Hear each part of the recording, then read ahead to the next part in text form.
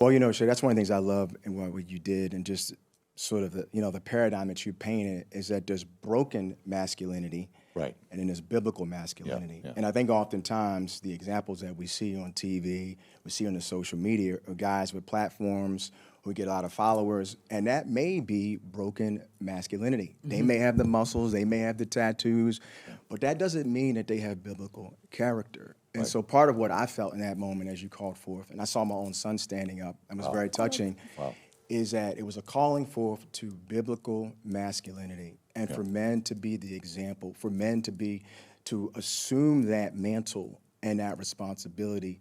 I know in my own life, as my kids started to get bigger and bigger, when they were little, I was kind of like, oh, they're not paying attention to me. Yeah. But then as they started to get about 3, 4 years old, I noticed they were watching me.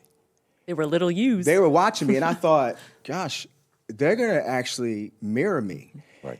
And if I'm not careful, they're not only going to mirror the best parts about me, they may mirror the worst parts about me. So for me, it was just an encouragement to Corey, you need to make sure that you are an example for these young men, because character is being a masculine is not just muscle on the outside, it's to strengthen the character to do the right thing. That's right.